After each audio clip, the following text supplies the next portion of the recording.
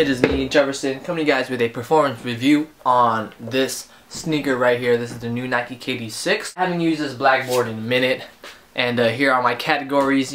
I got traction, definitely the most important thing about a shoe, shoe's performance, other than the lockdown and fit. So these two I value the most. Next, I got cushioning, whether it's Zoom Air or foam or whatever. Breathability, which is whatever to me, and then support, which is overall support of the shoe, as far as ankle support, rigidity, stableness, and all that stuff. So I'm gonna go ahead and rank all these 5 little categories, and then bam, overall in the end. Alright, first off, I'd like to talk about the traction, which is on the bottom of the shoe.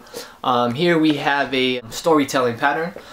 This year's theme for the shoe is precision and timing. It is not the best traction. I did like last year's KD5's traction a lot better, but this year it's alright, it's okay. You know, I swipe from time to time, you should be good. I did play in indoor courts, and somewhat dusty, but not super dusty, so they held up pretty fine. So again, I would give traction 7.5 out of 10. And write down 7.5. Bam, 7.5, right there. So moving on to lockdown and the fit. Now this is where I have the problem with the shoe, alright? But let me go ahead and talk about fit and sizing. Sizing on this is true to size. I stayed with a size 9. Now there is a little bit of dead space around the toe box, and that's pretty much it. But as far as like sizing, I would stay true to size. Now, as far as lockdown and playing in this was definitely my biggest challenge in this shoe. I really wanted to like the shoe. Now this shoe's tongue was designed so that there's not a lot of excess materials on the shoe and takes off a lot of pressure points. Now, talking about pressure points, there's a huge pressure point on my foot when I try to lace these up real tight. There's your foot's like right here where it bends, like that bending point. It just, as soon as you try to tie these real tight to your foot, it would just pinch right here, because the tongue is literally very thin, like super thin. I like to keep my shoes as tight as possible, not super tight, but like, you know, like tight enough so where I could, you know, have confidence in my game and in the shoe. So the only support that you're getting from a low top and in any shoe is the heel and how your ankle is laced so that it doesn't pop out in and out of the heel cup, preventing your feet sliding in and out of the shoe when you're playing, especially on defense. Now, I mean, I'll play in a shoe if it's just like playing 21 or playing one-on-one, but like if we're playing 5s and you're running up and down the court, this is a shoe I wouldn't want. You know, I just don't care for this shoe so much as far as playing basketball in them. I'm playing in the 28s right now, the Kobe 8 still. You know, other than that, like this shoe is probably the last on my list if I'm gonna play in them. Oh, I forgot to write the score, my bad. Bam. There you go, 5.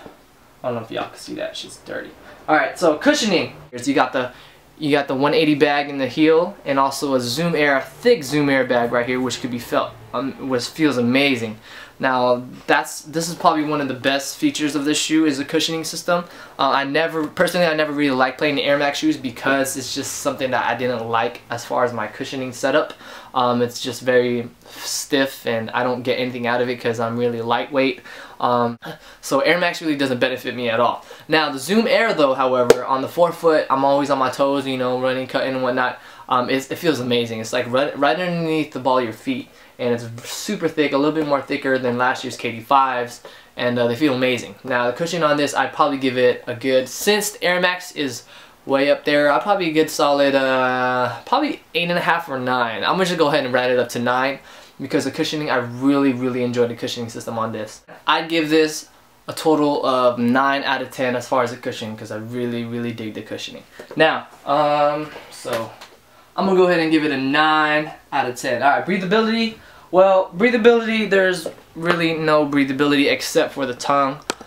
This whole shoe is made out of, you know, fuse or whatever, and just it feels plastic at first, really plasticky feeling. You gotta really break the shoe in. Now, breathability on this shoe, you pretty much just have a, you know, what is this? This tongue right here.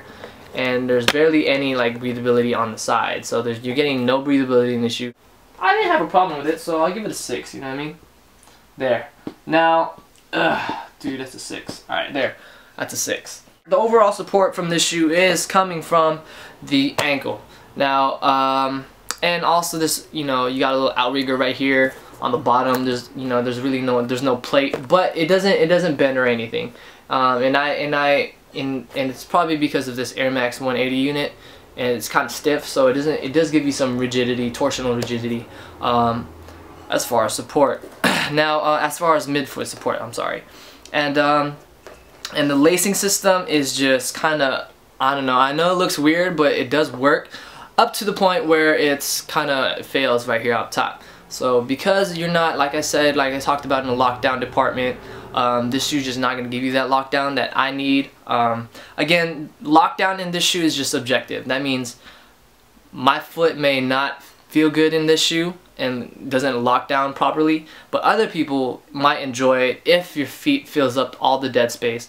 And I did have some friends try this shoe on. They played in it, 2 of my friends. You know, one of them kind of liked it, but the other one were just like, nah, no go. So, but with that said, you know, just because my lockdown didn't work, I'll probably give it a 7 out of 10 as far as support.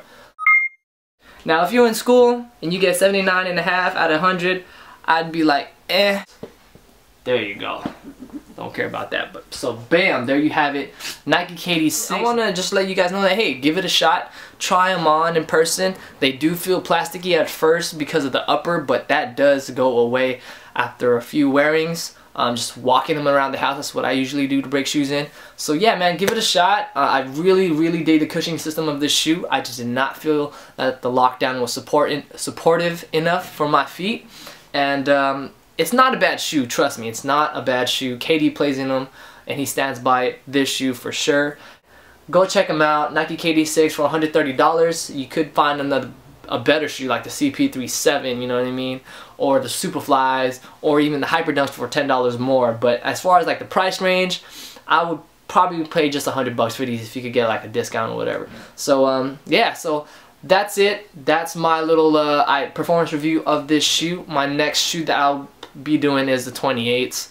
I just got a pair of 28s. I still got a LeBron 11 video to do.